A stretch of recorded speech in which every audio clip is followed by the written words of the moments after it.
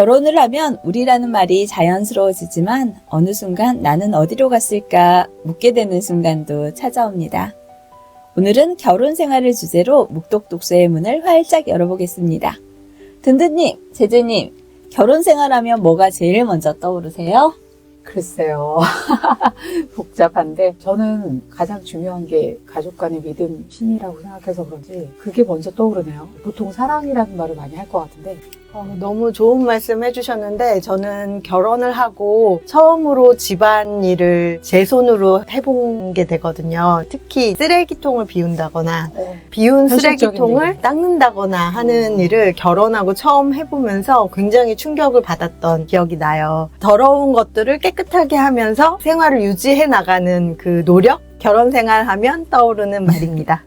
네, 결혼이라는 말이 누군가에게는 이미 지난 이야기일 수도 있고 누군가에게는 여전히 현재 진행형일 수도 있고 누군가에게는 희망사항일 수도 있겠는데요.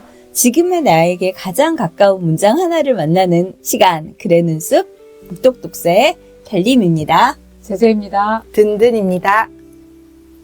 오늘 달림이 들고 온 책은 어떤 건가요? 아주 따끈따끈한 책인 것 같은데요. 네, 제가 들고 온 책은 지난주 출연한 고요한 소설가의 신작 내 남편을 팝니다 입니다. 바로 이 책이에요. 남편 팔고 싶은 사람 많을 것 같아요. 네, 지난주에 초대 손님으로 만났는데 고요한 소설가는 어떤 분인지 다시 한번 설명해 주시겠어요? 네, 고요한 소설가는 2016년 문학사상과 작가세계 신인문학상을 받으며 작품 활동을 시작했습니다. 세계적으로 권위 있는 번역문학 전문저널 에심토트의 단편소설 종이비행기가 번역돼 소개되었고요. 2022년 우리의 밤이 시작되는 곳으로 제18회 세계문학상을 수상했습니다. 소설집으로 사랑이 스테이크라니, 장편소설 결혼은 세 번쯤 하는 게 좋아가 있습니다. 내 남편을 팝니다. 제목부터 어떤 남편이길래 하는 궁금증이 생겼어요. 바로 작년이죠. 남편을 소재로 한 소설들이 줄줄이 나왔어요.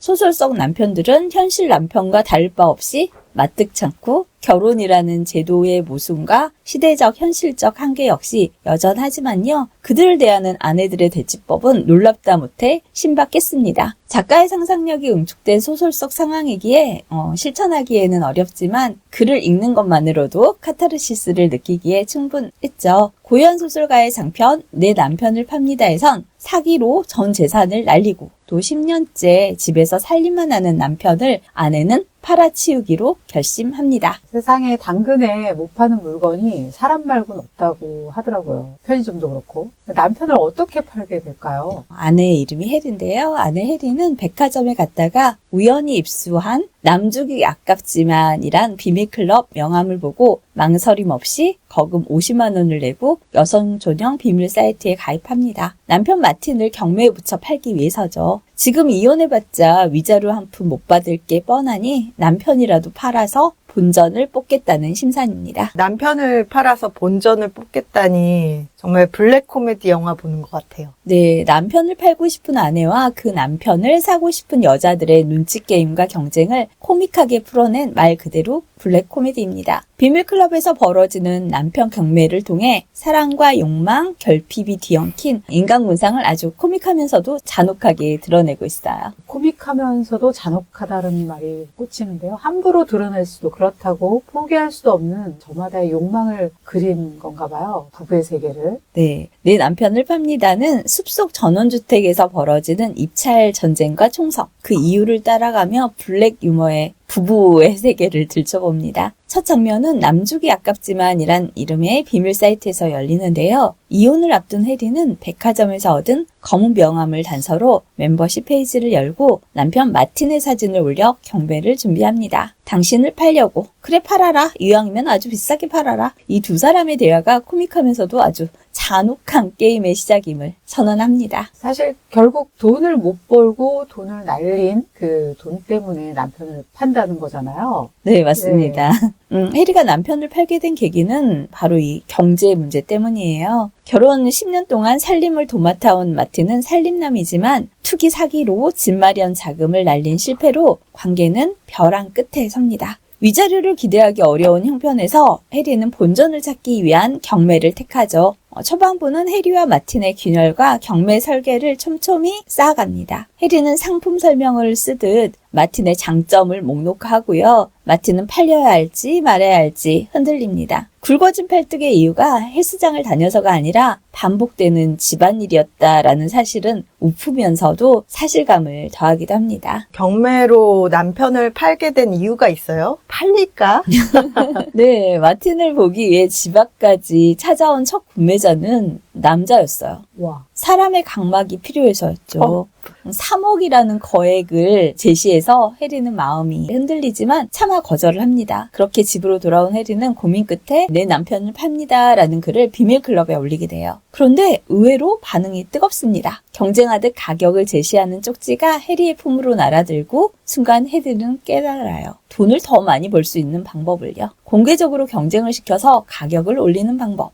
바로 경매입니다. 회원들의 경매 찬성 댓글이 속속 올라오는 가운데 닉네임 까미유는 자신의 숲속 전원주택을 경매 장소로 제공하겠다고 나섭니다. 경매에서 남편을 사겠다는 사람들은 도대체 어떤 사람들일까요? 아까 그 남자분 같은 경우는 사실 장기 매매 같은 그런 이유로 하겠다는 것 같은데 다른 분들은 어떤 분들? 네, 경매 당일 해리와 마틴이 숲속 전원주택에 도착하자 까미유가 나와 맞이합니다. 집안 거실에서 경매에 참여할 회원들이 이미 모여 있어요. 압구정에서 60년을 살다가 와서 닉네임도 그렇게 지었다는 올해 70살의 압구정. 클럽에서 가장 나이가 어린 30대 중반의 선글라스. 놀란 얼굴로 유독 마틴을 빤히 쳐다보던 루비똥. 여기에 클럽을 만든 유회장과 사람까지 팔아본 첫 경매사가 될 예정인 20년 경력의 경매사, 연변에서 온 주방도우미 천설아까지요. 먼저 집주인 까미유는 자신을 만나러 오다 교통사고를 당해 죽은 남편을 잊지 못합니다. 화려한 도시를 좋아하면서도 깊은 숲속 전원주택으로 이사한 것도 조각가인 남편을 내조하기 위해서예요. 집 앞에 3,000평이 넘는 감자밭을 일군 것도 이 감자꽃이 밤에 보면 아름답다고 한 남편의 말 한마디 때문이었어요. 남편의 예술가로서의 능력과 2%가 부족한 감성을 채워주기 위해 혼신의 노력을 다했지만요. 그 노력의 열매가 있기도 전에 남편은 죽어버렸습니다. 그 허망함에 무너져 내리던 까미유 앞에 어느 날 기적처럼 남편을 닮은 마틴이 나타난 거예요. 그리고 압구정은 늙어가는 자신을 케어해줄 요양사 겸 연하남의 생기가 넘치는 기운이 필요해서 경매에 나서게 됐고요. 미래의 자신을 번쩍 들어 안아서 휠체어에 앉혀줄 수 있는 사람, 그러면서도 자신을 사랑을 해주는 젊은 남자를 원했어요. 루비똥은 첫 경매에서 마틴을 본 뒤로 일주일 동안 알아누웠어요. 먹지도 자지도 못하는 가운데 마틴의 얼굴만 눈앞에서 아른거렸죠. 자신의 첫사랑을 꼭 닮았기 때문입니다. 그의 성공을 위해 루비똥 스스로 다른 여자에게 첫사랑을 보내줬어요. 돈 많고 빽 좋고 명망 좋은 집안의 여자에게요. 그 자신은 그림자가 됐는데 첫사랑을 꼭 닮은 마틴이 나타난 거죠. 이상하게 이번만큼은 그 누구에게도 양보하고 싶지 않았습니다. 남편을 팔려고 한 이유는 하나지만 사고자 하는 사람들의 사연과 이유는 정말 제각각이네요. 그 사연이라는 게 평범함에서부터 기괴함까지 롤러코스터를 타고 달리듯 자유자재로 넘나듭니다. 코믹함도 가벼운 웃음에 그치지 않아요. 그 속의 작가는 저마다 인간이 가진 어떤 내밀한 욕망, 사랑의 여러 모양을 거침없이 녹여내고 있어요. 사랑이란 무엇인가를 묻는데요. 누군가에게는 식으면 갈아타는 것이 사랑이고, 또 누군가는 사랑하다가 체념하고, 또 누군가는 그 사랑을 기억하기 위해 새로운 사랑을 찾고, 또 다른 누군가는 희생하고 헌신하는 게 사랑이라고 생각해요. 함부로 드러낼 수 없지만 결코 포기할 수 없는 저마다의 욕망은 그런 사랑에 따른 거란 걸 보여줍니다. 달님이 가장 감동받은 구절, 잊지 못한 대목은 어떤 부분이에요? 네, 책을 읽다 보면 여러 사랑에 대한 이야기들, 생각들이 나오는데요. 그중 3가지를 골라봤어요. 먼저 주인공 마틴 동네에서 늘 시소를 타는 노부부의 사랑에 대한 이야기와 결혼 생활을 종이배라고 생각하는 아내 해리, 그리고 까미유 집에서 도움 일을 하는 연변 출신 천설화가 생각하는 사랑의 모습을 각각 들려드릴게요. 아, 진짜 궁금하네요. 달님이 가장 감동받은 구절, 잊지 못할 대목을 낭독으로 들어보겠습니다. 할머니가 옹호해주는 바람에 마틴은 돈을 날려먹었다는 말은 하지 못했다. 대신 어떻게 두 분은 지금까지 함께 살았냐고 물었다. 시소처럼 살았어요. 시소처럼요? 늘 상대가 위로 올라갈 수 있게 난 두 발을 모랫바닥에 딛고 있었어요. 시소를 타면서 깨달은 거예요. 시소를 탈 때면 늘 남편을 띄워주겠다는 생각을 하거든요. 내게 사랑이란 종이배 같은 거였죠. 물에 젖어 가라앉아 버리는 종이배 같은 것. 전 남편과 탄 종이배가 물에 젖어도 같이 있을 거예요. 젖은 배가 가라앉지 않게 종이로 덧댈 거예요. 배가 가라앉으면 남편을 먼저 탈출시킬 거예요. 제가 죽어도 남편은 살 수 있게. 그게 남편을 향한 제 사랑이니까요.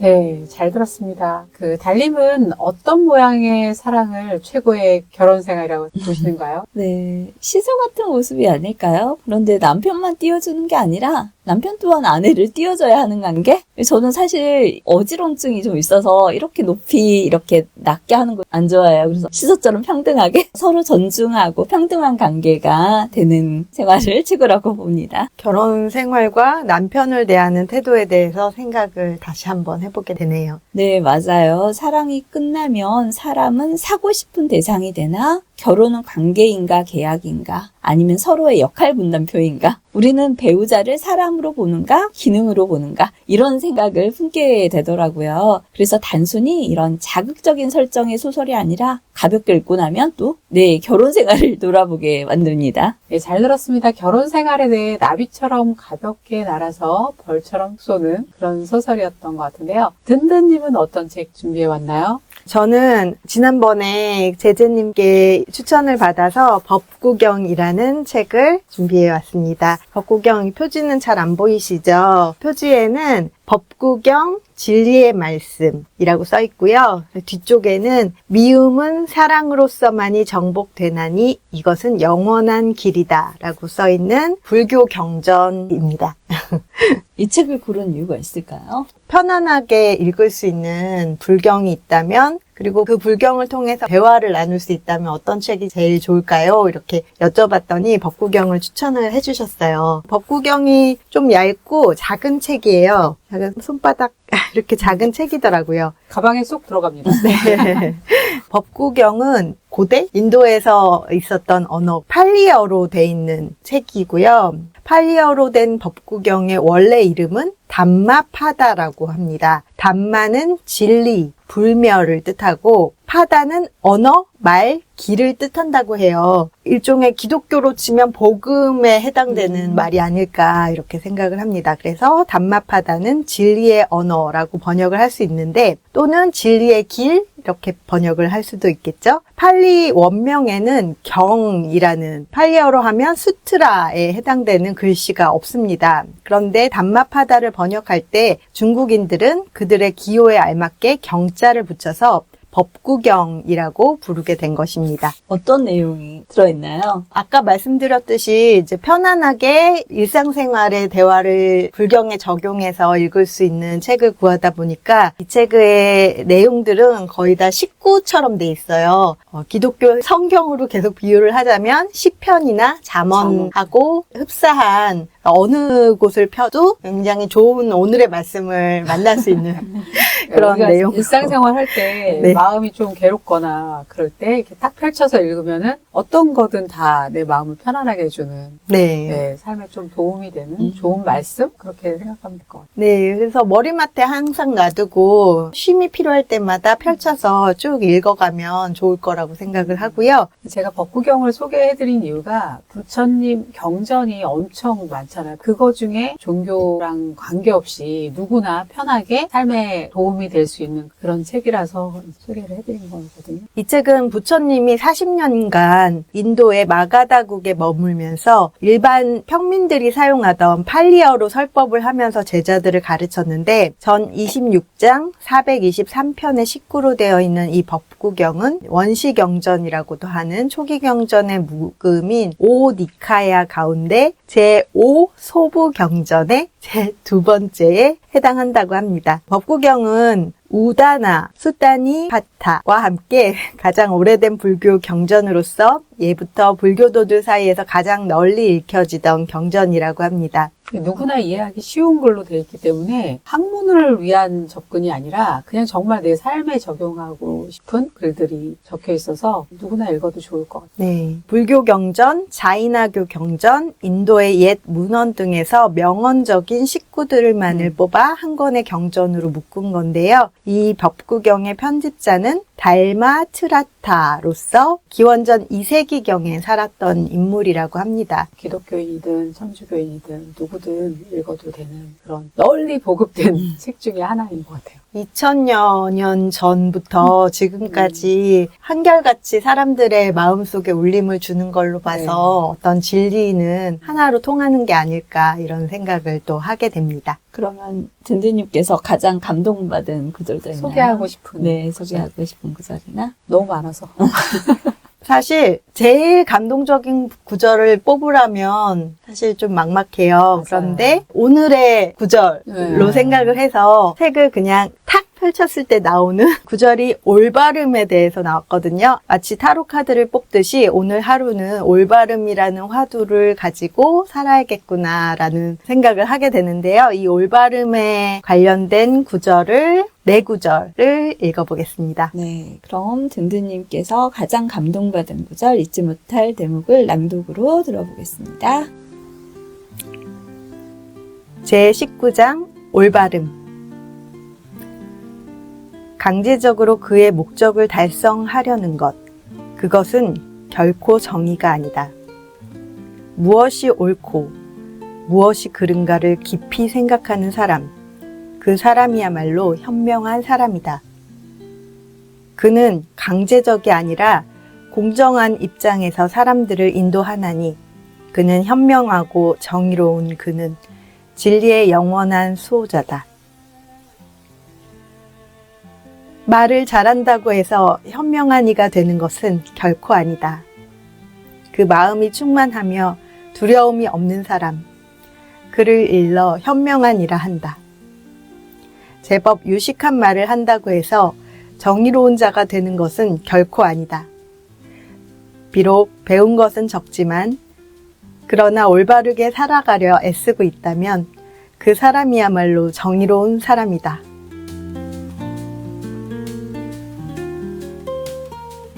아, 울컥했습니다.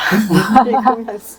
네, 말을 유창하게 한다고 해서 정의로운 사람이 아니고 어떻게 올바르게 살아가려고 애쓰는 사람이 정의로운 사람이다라는 그 말씀이 되게 마음에 와닿는 게 우리가 요즘 말 잘하는 사람 너무 많잖아요, 실제로. 근데 그걸 행동으로 하느냐 안 하느냐 그걸 봐야 되는데 우리 사실 겉으로 보이는 것만 보고 판단하는 시대에 살고 있어서 되게 울림을 주는 그런 구절이었던 것 같습니다. 네, 요즘에 사실 제가 학교 진학을 다시 한번 알아보면서 모집 요강을 훑어보는 일이 있었는데 그 마음이 사실은 이 구절 중에 있는 네. 말을 잘한다고 현명한 이가 되는 것은 결코 아니다라는 구절이 있었는데 조금 더 남들이 알아주는 말을 잘하는 그런 사람이 되고자 했던 것은 아닐까 되돌아보게 되면서 이 마음이 충만하면서 두려움이 없는 현명한 사람이 되고 싶다는 생각하면서 울컥했어요.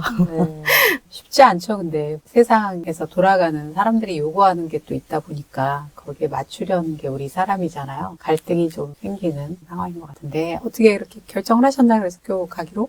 모집 요강은 거의 다 끝났고 사이버 대학만 남았는데 아직 네. 고민 중에 있습니다. 오늘의 울림을 주는 네, 잘 들었습니다. 올바름에 대해서 한번 되돌아봐야 될 것 같아요. 오늘 하루도 올바르게 살아가고 있었는지. 네. 제재님은 어떤 책 준비하셨어요? 저도 사실은 요즘 책을 잘 못 읽어요. 눈도 침하고 바쁘기도 하고. 든든님 갖고 온 거랑 거의 비슷한 맥락인데 당신이 희망입니다라는 고도원 씨의 책이에요. 만화 컷이 이렇게 들어있어요. 그래서 황중환이라는 분이 그림을 그린 거가 책 중간 이렇게 넘기다 보면 다 반은 그림이고 반은 글이고 아까 든든님 말씀하신 대로 잠깐 펼쳐서 하나라도 읽을까 하는 마음을 일으키게 하는 책이어서 소개해드리고 알리고자 갖고 왔습니다. 당신이 희망입니다. 이게 출간된 지는 좀 오래됐어요. 요즘도 아마 시리즈로 계속 나온 거로 알고 있는데 여기 네. 중에서 먼저 고도원 작가 좀 네. 소개해 주시죠. 네, 고도원님은 고도원의 아침 편지로 되게 유명하죠. 네, 아주 유명하죠. 지금도 계속되고 있는데 희망을 주기 위해 친구 몇 사람에게 이메일을 보내기 시작한 고도원의 아침 편지가 이제는 매일 이때만 해도 200만 명이라고 하는데 지금은 아마 많은 사람들이 받아보는 희망의 바이러스, 행복의 바이러스가 되었다고 합니다. 연세대 재학 시절 연세 춘추의 편집국장을 지내셨고 뿌리 깊은 나무 기자면서 중앙일보 기자를 거쳐서 1998년부터 5년 동안 청와대에서 대통령 연설 담당 비서관으로 일했다고 합니다. 2003년에 황족은 정훈장을 수상했고 2006년 환경재단이 선정한 세상을 밝게 만든 100인에 선정되었습니다. 지은 책으로는 못생긴 나무가 산을 지킨다, 부모님 살아계실 때 꼭 해드려야 할 45가지, 꿈 넘어 꿈 등이 있고 옮긴 책으로는 파블로 이야기 등이 있습니다. 이 책 그림 그리신 분도 잠깐 소개를 해드릴게요. 황중환이라는 분인데요. 홍익대학교 시각디자인과와 동대학원을 졸업했으면서 광고회사인 금강기획에서 그래픽 디자이너와 멀티미디어 PD로 일하다 동아일보에서 만화 386시를 그리면서 만화가의 꿈을 이루었고요. 10년간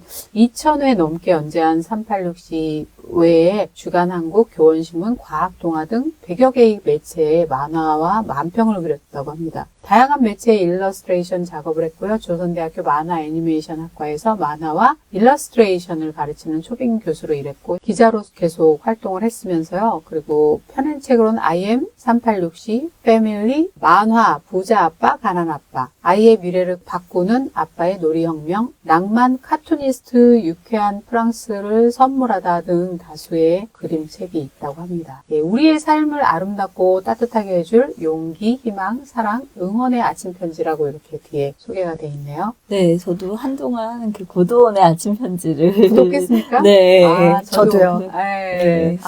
공통점이 있네요. 저도 30대에 많이 힘들 때 이분의 글로 위로를 받았던 아주 훌륭한 고도원입니다. TV에 예전에 소개한 걸 봤더니 책이 엄청 많으시더라고요. 막 가득히 쌓여 있고 좋은 일도 많이 하시고 실천하면서 사시는 분 같아요. 예전에는 이메일로 웹진을 받아보던 맞아요. 시절이 있었죠. 네, 저도 이메일로 받았었어요. 이메일을 잘 확인하지 않고부터는 이제 구독 취소를 했던 걸로 기억을 하는데 네. 이렇게 책으로 소개받으니까 굉장히 반갑네요. 네. 저도요. 감회가 새롭죠. 네. 네. 저도 요거 책 나왔을 때 아마 제가 많이 봤던 것 같아요. 25, 6년 전에. 네, 지금 봐도 너무 좋은 글들과 그림이어서 소개해드리겠습니다. 좋은 글들이 정말 많은데 그래도 몇 가지 이런 얘기는 한번 같이 얘기 나눠보고 싶다 하는 구절 있을까요? 이 책은 구성이 당신을 믿습니다 라는 제목으로 용기의 편지, 당신이 희망입니다, 희망의 노래, 당신을 사랑합니다, 사랑의 속삭임, 당신을 응원합니다, 응원의 마음, 이렇게 해서 분류가 잘 되어 있어요. 그래서 내가 사랑이 좀 필요한 것 같아 할 때는 그 챕터를 열어서 제목을 골라서 보시면 되고, 응원이 필요해, 지금 나에게 어떤 용기가 필요해 할 때는 그 구절을 찾아서 보시면 될 것 같고요. 저는 몇 가지를 골랐는데 이건 참 제목처럼 당신이 희망입니다 라는 챕터가 있어요. 그리고 믿습니다 라는 처가 있고, 제가 고른 구절은 생각을 바꾸면 세상이 달라진다 라는 당신을 믿습니다 라는 챕터에 들어가 있는 구절인데요. 이 글은 박안서의 어른 노릇, 사람 노릇 중에서 채택된 부분이에요. 한번 읽어드릴게요. 네. 제재님이 가장 감동받은 구절, 잊지 못할 대목을 낭독으로 들어보겠습니다.